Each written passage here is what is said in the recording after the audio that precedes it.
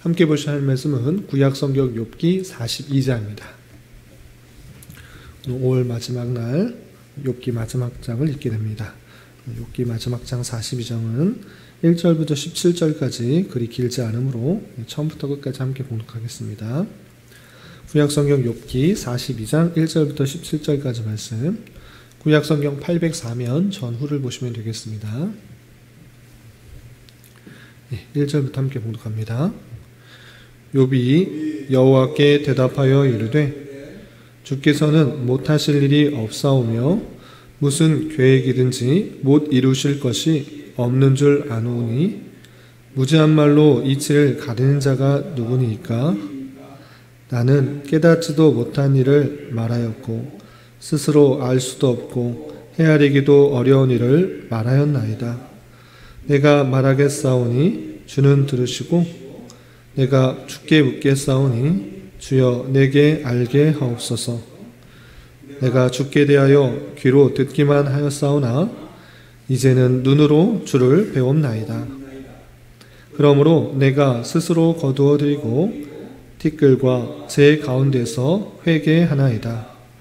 여호와께서 욥에게 이 말씀을 하신 후에 여호와께서 대만 사람 엘리바스에게 이르시되 내가 너와 네 두 친구에게 노하나니 이는 너희가 나를 가리켜 말한 것이 내 종 욥의 말같이 옳지 못함이니라. 그런즉 너희는 수소 7과 순양 7을 가지고 내 종 욥에게 가서 너희를 위하여 번제를 드리라. 내 종 욥이 너희를 위하여 기도할 것인즉 내가 그를 기쁘게 받으리니 너희가 우매한 만큼 너희에게 갚지 아니하리라. 이는 너희가 나를 가리켜 말한 것이 내 종 욥 말같이 옳지 못함이라. 이에 대만 사람 엘리바스와 수아 사람 빌닷과 나아바 사람 소발이 가서 여호와께서 자기들에게 명령하신 대로 행하니라. 여호와께서 욥을 기쁘게 받으셨더라. 욥이 그의 친구들을 위하여 기도할 때 여호와께서 욥의 본경을 돌이키시고 여호와께서 욥에게 이전 모든 소유보다 갑절이나 주신지라. 이에 그의 모든 형제와 자매와 이전에 알던 이들이 다 와서 그의 집에서 그와 함께 음식을 먹고 여호와께서 그에게 내리신 모든 재앙에 관하여 그를 위하여 슬퍼하며 위로하고 각각 페시타 하나씩과 금고리 하나씩을 주었더라.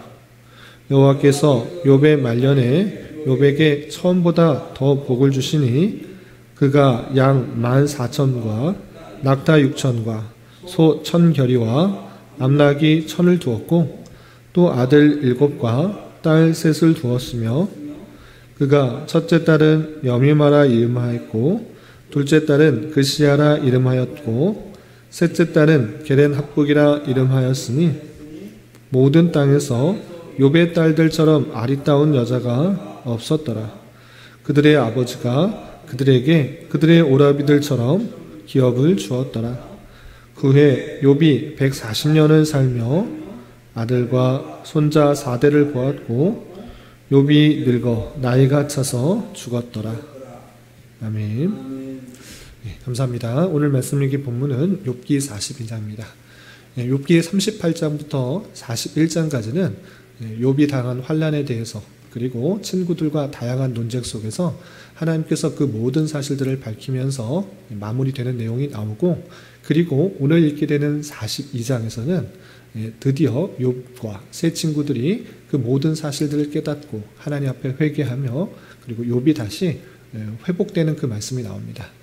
오늘 욥의 회개와 또 친구들의 회개와 회복되는 말씀을 통해서 우리가 교훈받을 수 있는 것들이 무엇인지 생각해보는 시간을 갖도록 하겠습니다. 우선 41장 1절 보시면 욥이 여호와께 대답하여 이르되 하면서 하나님께서 말씀하신 여러 가지 것들을 다 듣고 이제 하나님 앞에서 반응을 하는 것입니다. 어떤 반응을 하는가? 2절 계속해서 보시면 주께서는 못하실 일이 없사오며 무슨 계획이든지 못 이루실 것이 없는 줄 아오니 라고 먼저 고백하고 있습니다. 하나님께서 차근차근히 이 천지를 만드시고 또 별과 달과 모든 것을 운행하시며 기후와 여러 가지 일들을 또 동물들, 큰 동물뿐만 아니라 작은 동물의 일까지 하나하나 세심하게 살피시고 또 지혜를 주시고 힘과 능력을 주시는 그 모든 사실들을 하나님께서는 차근히 하나하나 욥에게 알려주신 것입니다. 그러자 욥은 그 모든 것을 깨닫고 이렇게 고백하는 것입니다. 주께서는 못하실 리 없사오며 무슨 계획이든지 못 이루실 것이 없는 줄 안다. 이렇게 고백하는 것입니다. 하나님의 전능과 하나님의 주권 가운데 못하실 일이 없다라는 것을 이제 고백하는 것입니다. 그래서 어떻게 또 고백하는가? 자신이 그 하나님에 대한 올바른 지식을 알 때 내 자신이 얼마나 부족하고 연약하고 제한적인가, 또 내가 참으로 무지한가를 고백하는 것입니다. 그래서 3절에 이렇게 고백하고 있는 것입니다. 3절 보시면 무지한 말로 이치를 가리는 자가 누구니까? 나는 깨닫지도 못한 일을 말하였고 스스로 알 수도 없고 헤아리기도 어려운 일을 말하였나이다. 내가 친구들에게 하나님은 이러한 분이시다, 하나님은 이러한 분이시다, 내 나름대로 알고 있는 지식에 대해서 말을 했지만 하나님께서 보여주신 그 놀라운 그 사실에 대해서는 내가 볼 때 참으로 내가 알고 있는 것은 조금밖에 아니구나, 참으로 부족하였고 연약하였구나, 내가 참으로 무지한 말로 이치를 가리는 자였구나 라는 것입니다. 그래서 난 깨닫지도 못한 일을 말했고 알 수도 헤아릴 수도 어려운 일을 그냥 말한 아주 잘못한 그런 모습이었구나 스스로 생각한 것입니다. 하나님에 대한 올바른 지식, 그 놀라운 지식을 깨닫게 되면 자연적으로 느껴지는 것이 무엇인가 라고 할 때 욥과 같이 자신의 부족함과 연약함, 인간의 제한성들을 올바로 깨닫는 것입니다. 욥이 이렇게 하나님의 놀라우신 것들을 깨닫고 자신에 대해서 이렇게 표현하는 것입니다. 그리고 4절 이렇게 표현하고 있습니다. 더 나아가서 앞으로 어떠한 삶을 살겠다라고 4절에도 이런 표현도 하고 있습니다. 4절 내가 말하겠사오니 주는 들으시고 내가 주께 묻겠사오니 주여 내게 알게 없소서. 이 표현이 자칫 잘못 이해하면 하나님 앞에 그냥 경고하듯이 내가 이렇게 하겠다라고 그냥 선포하듯이 하는 그런 표현처럼 들리나 이건 그런 뜻이 아니고 한글 성경으로 이렇게 표현돼서 그런 뜻처럼 오해할 수 있는데 그것이 아니고 이제 내게 말하겠습니다. 주님 들어주십시오 라고 간절히 하나님 앞에 고백하는 것입니다. 그러면 내가 무엇을 말하는데 그걸 들어달라고 요청하는가 라고 할 때 이렇게 하는 것입니다. 주여 내가 묻겠사오니 주여 내게 알게 없소서. 이제 하나님께 모든 것을 묻겠으고 하나님께 의뢰하겠으니 하나님 이제 내게 알게 하여 주시옵소서라고 고백하는 것입니다. 그러니까 내가 하나님에 대해서 모든 것을 알고 또 많은 것을 알고 있다 이런 식으로 나가는 것이 아니라 모든 매사 앞에서 하나님을 의뢰하고 하나님께 묻겠사오니 하나님 신실하게 나에게 알려주시고 깨닫게 해주십시오. 그 모든 것들을 하나님 앞에 의뢰하고 의탁하는 그 모습으로 욥이 나아가는 것입니다. 스스로 교만하지 않고 자만하지 않고 매사에 하나님 앞에 의뢰하고 묻는 것들 통하여서 하나님께서 말씀하시는 것을 통하여서 내가 한 걸음 한 걸음 나가겠다라고 욥이 다짐하며 고백하는 것입니다. 이러할 자세를 할 테니 하나님 나에게 말씀해 주십시오라고 자세를 더욱더 겸허히 하나님께 나아가고 있는 것입니다. 그리고 이 모든 사실을 통하여서 또 욥은 아주 큰 것을 깨닫습니다. 그건 무엇인가? 5절 보시면 내가 주께 대하여 귀로 듣기만 하였사오나 이제는 눈으로 주를 배움나이다. 이렇게 있습니다.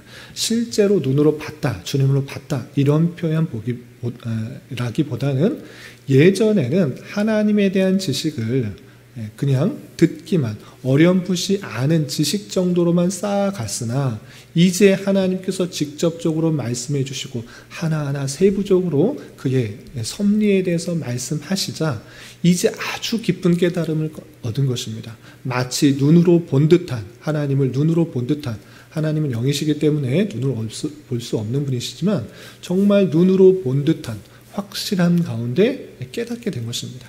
어렴풋한 그냥 지식으로 들었던 지식으로 아는 것이 아니라 실제 삶으로 경험으로 깨닫기 때문에 하나님이 어떠한 분이신지를 깊이 체험하게 된 것입니다.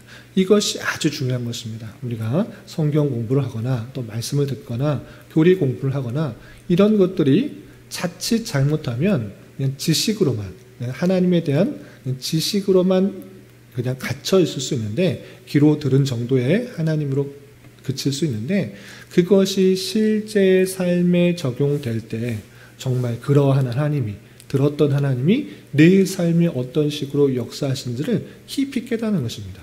그럴 때 욥과 같이 귀로만 들었던 하나님이 정말 내 눈앞에 보이는 것 같이 알게 되었습니다 라고 체험하게 되는 것입니다. 이렇게 욥은 그 모든 상황 속에서 하나님을 눈으로 배움 듯한 깊은 깨달음을 알아서 하나님을 그냥 단순히 지식에 갇히는 것이 아니라 실제 삶으로 깨달아서 하나님이 어떠한 분이신지를 더욱더 깊이 체험하였다라고 고백하는 모습을 볼 수 있습니다. 그리고 나서 또 나오는 자세가 무엇인가? 그 자세가 6절에 이렇게 표현되어 있습니다. 6절 보시면 그러므로 내가 스스로 거두어드리고 티끌과 제 가운데서 회개하나이다. 내가 알고 있었던 또 그 모든 것들이 참으로 부족하고 연약하고 또 때로는 원망과 불평하고 삶을 끊어야겠다라고 생각할 정도로 힘든 고통 속에서 있을 때에 하나님께 온전히 의지하지 못했던 그 모습들을 보면서 회개하는 것입니다. 내가 스스로 거두어드리고 티끌과 제 가운데 회개하나이다 라고 하면서 욥이 보였던 그 다양한 일들에 대해서 하나님 앞에 자복하고 회개하는 그 모습들을 보이는 것입니다. 이렇게 하나님께서 욥에게 다양한 것들을 알려주실 때 욥은 올바른 반응을 했고 올바른 고백과 또 회개하는 그 모습을 보이는 것입니다. 그리고 나서 그러면 욥은 회개했는데 세 친구들은 어떻게 됐는가? 하나님께서 욥에게뿐만 아니라 세 친구에게도 말씀하시는 것입니다. 그 말씀이 7절에 이렇게 나와 있습니다. 7절 보시면 여호와께서 욥에게 이 말씀을 하신 후에 여호와께서 대만 사람 엘리바스에게 이르시되 내가 너와 내 두 친구에게 노하나니 이는 너희가 나를 가리켜 말한 것이 내 종 욥의 말같이 옳지 못함이니라 라고 표현하였습니다. 욥에게만 꾸중하시고 말씀하신 것이 아니라 세 친구 중에 가장 장자, 첫 번째 말하였던 나이 많은 연장자 엘리바스에게 이렇게 말씀하시는 것입니다. 내가 너와 내 두 친구에게 노한다, 화낸다. 왜 화를 내시는가? 그것은 너희가 나에 대해서 말한 거 옳지 않다. 욥의 말하고 비교해 봤을 때 너는 틀리다 이렇게 말하는 것입니다. 너 친구들에게 대해서 하나님께서는 악인을 심판하시고 또 의인을 상 주신다. 물론 맞는 말이지만 욥과 비교해 볼 때 너희들 말은 맞지 않다, 옳지 않다 이렇게 평가하시는 것입니다. 그래서 그 세 친구들의 말이 옳지 않다라고 결론 지으시면서 어떻게 하라고 하시는가? 회개하라. 잘못했다는 것을 하나님 앞에 고백하라 라고 8절 이렇게 계속해서 알려주십니다. 8절 보시면 그런즉 너희는 수소 7과 순양 7을 가지고 내 종 욥에게 가서 너희를 위하여 번제를 드리라. 내 종 욥이 너희를 위하여 기도할 것인즉 내가 그를 기쁘게 받으리니 너희가 우매한 만큼 너희에게 갚지 아니하리라. 이는 너희가 나를 가리켜 말한 것이 내 종 욥의 말같이 옳지 못함이니라 라고 하면서 욥에게 충고했던 그 말들 욥과 비교하여 옳지 않고 잘못되었기 때문에 너는 사과의 의미로 잘못했다는 의미로 욥에게 가서 번제를 드리라 라고 표현했습니다. 여기서도 한 가지 더 생각해 볼 수 있는 것은 번제를 드리는 모습 또 잘못한 사람에게 가서 번제를 드린다 이 모습은 모세의 율법과는 좀 맞지 않는 그런 모습들이기 때문에 모세의 율법 이전의 시대가 아니었을까 이렇게 성경학자들이 생각하고 있는 것입니다. 어쨌든 그 잘못들을 인정하면서 욥에게 사과의 의미로 또 그에게 가서 또 번제를 드리는 그 요청을 한 이후에 그 세 친구는 하나님의 말씀대로 회개의 의미로 그 친구 욥에게 가서 번제를 드리고 용서를 구하는 그 모습들이 이렇게 나와 있습니다. 9절 보면 이에 대만 사람 엘리바스와 수아 사람 빌닷과 나아마 사람 소발이 가서 여호와께서 자기들에게 명령하신 대로 행하니라. 그래서 그 말씀을 순종하였고 또 욥도 자기가 회개하고 그 친구들을 용서하는 그 용서를 위해서 기도하는 그 모습들 어떻게 하셨는가? 9절 말미에 보면 여호와께서 욥을 기쁘게 받으셨더라 되어 있습니다. 이렇게 하나님께서 모든 것을 말씀하시고 자잘못을 확실히 구별한 이후에 욥과 세 친구들이 회개하고 나서 그 뒤에 어떤 일이 있었는가? 모든 것들이 이전과 같이 회복되는 것을 넘어서 하나님께서 갑절이나 더 복되게 하시는 그 말씀들이 그 말미에 이렇게 이어지게 됩니다. 어떻게 회복하셨는가 보시면 10절 욥이 그의 친구들을 위하여 기도할 때 여호와께서 욥의 곤경을 돌이키시고 여호와께서 욥에게 이전 모든 소유보다 갑절이나 주신지라 했습니다. 하나님께서 회복시키시는데 이전과 같이 똑같이 회복시켰다 이렇게 하는데 그치신 것이 아니라 갑절이나 더해주시는 2배나 더한 것을 볼 수가 있는 것입니다. 그리고 그 깨어졌던 관계, 재산과 또 건강과 또 자녀들도 잃은 그것을 그치는 것이 아니라 사람들의 관계가 다 끊어졌는데 그것도 다 회복시키시는 모습들이 나타나게 됩니다. 그래서 11절 보시면 이에 그의 모든 형제와 자매와 이전에 알던 이들이 다 와서 그의 집에서 그와 함께 음식을 먹고 여호와께서 그에게 내리신 모든 재앙에 관하여 그를 위하여 슬퍼하고 위로하고 각각 캐시타 하나씩과 금고리 하나씩을 주었더라 라고 하면서 관계가 다 회복되었을 뿐만 아니라 또 12절 보시면 여호와께서 욥의 말년에 욥에게 처음보다 더 복을 주시니 그가 양 14,000과 낙타 6,000과 소 1,000결이와 암낙이 1,000을 두었고 이렇게 되어 있는데 1장에 나와 있던 욥을 소개하는 그 부분에 있어서 자신이 가졌던 그 가축들의 양보다 정확하게 2배씩 증가된 갑절이나 증가된 그 모습을 볼 수 있습니다. 그리고 10명의 자녀 7명의 아들과 3명의 딸들이 다 죽게 되었었는데 똑같이 하나님께서 회복시키신 그 모습이 13절 이하 이렇게 나타납니다. 13절 이하 보시면 또 아들 7과 딸 3을 주었으며 죽었던 아들이 있었는데 다시 자녀들을 똑같이 낳았다라는 것입니다. 그 낳은 것에서 그친 것이 아니라 그 자녀가 얼마나 또 아름다운지 이렇게 또 14절에 표현되고 있습니다. 14절 보시면 그가 첫째 딸은 여미마라 이름하였고 둘째 딸은 그시야라 이름하였고 셋째 딸은 게렌하북이라 이름하였으니 모든 땅에서 욥의 딸들처럼 아리따운 여자가 없었더라 라고 하면서 낳은 딸들이 참으로 아름답고 또 주변 비교했을 때 비교할 수 없는 그런 아름다움을 딸이 낳았다는 것을 또 하나님께서 인도해 주셨다라는 그 복을 주셨다라는 것을 볼 수 있습니다. 그리고 16절 17절에 보면 그가 얼마나 살게 되고 죽게 되었는지 이렇게 그려지고 기록되며 마치고 있습니다. 16절 17절 보면 그 후에 욥이 140년을 살며 아들과 손자 4대를 보았고 욥이 늙어 나이가 차서 죽었더라. 욥이 고난을 당한 때가 10명의 자녀를 둘 정도로 나이가 있는 상태였습니다. 대략적으로 한 50에서 60 정도 되었을 때 욥이 환난을 당했을 것이라 추측할 수 있고 그리고 환난을 당한 이후에 회복되어서 140년을 더 살았다라고 할 때 욥의 나이가 대략적으로 한 200 정도의 나이가 되었을 것이라 생각해 볼 수가 있는 것입니다. 그런데 말씀드린 것처럼 모세 때는 모세가 120살을 살았기 때문에 200살까지 사는 사람이 나타나지 않습니다. 그렇기 때문에 아브람과 노아의 그 사이 그때쯤에 욥이 있었던 일이 아닌가 이렇게 성경학자가 추측한 것이고 또 하나님께서 140년이라는 긴 생활 동안에 자녀들도 회복시키시고 또 재산도 회복시키시는 것을 통하여서 하나님께서 놀랍게 그 말미를 이끌어 가시는 하나님의 놀라운 신실하신 섭리를 우리는 발견하게 되는 것입니다. 이를 통해서 욥기 전체를 주제를 42장에서 다시 한번 확인하게 됩니다. 그것은 무엇입니까?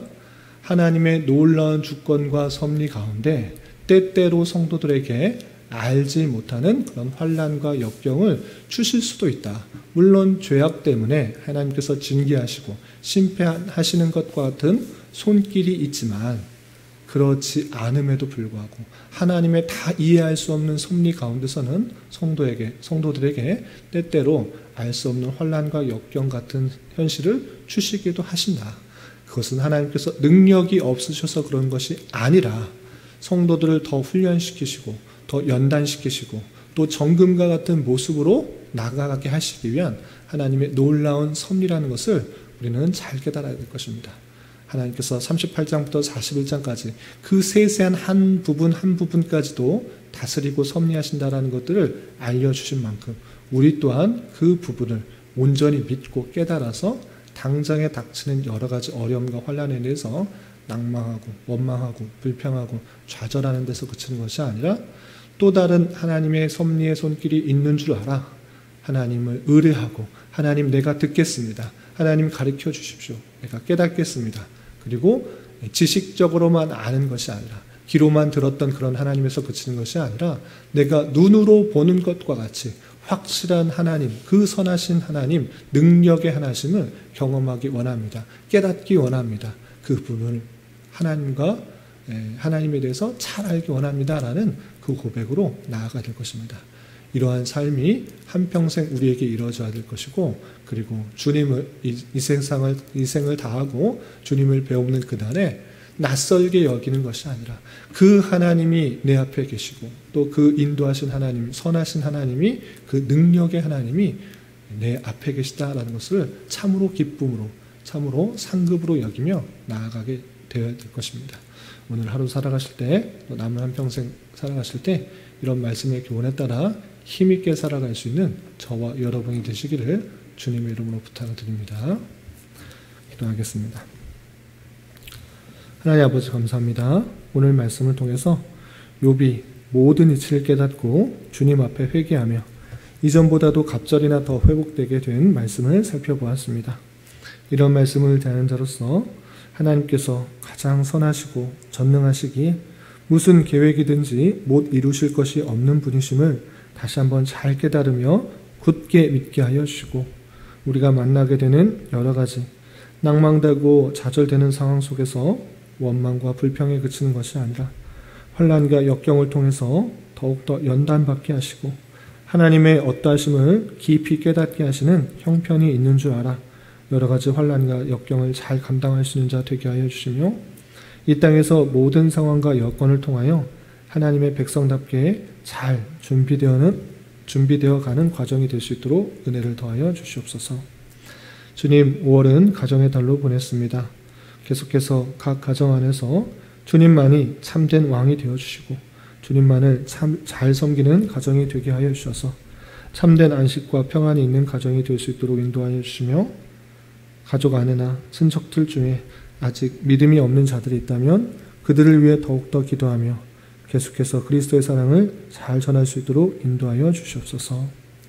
주님, 교회 내 육체의 질병과 연약함으로 어렵고 힘든 가운데 있는 여러 성도들이 있사오니 주님 지켜주셔서 건강하게 잘 치유되고 회복될 수 있도록 인도하여 주시고 직장과 사업장의 문제로 가족의 전도와 신앙을 위해 아이의 임신과 남편의 사업을 위해 주님께 간절히 부르짖으며 나아가는 여러 지체들이 있사오니 주님 그들과 함께하여 주시고 그들의 기도 응답해 주시사 우리의 기대와 소망보다 훨씬 더 풍성한 것들로 채워주신 하나님을 깊이 경험할 수 있는 기회 되도록 인도하여 주시옵소서. 오늘 저녁에 있는 수요 성경 공부 시간에도 주님 함께해 주셔서 은혜 주실 줄 믿으며 이 시간 각자 간절하게 간구하는 기도 제목 주님께서 들으시고 가장 선한 것들로 응답하여 주시옵소서. 예수님의 이름으로 기도 올리옵나이다. 아멘.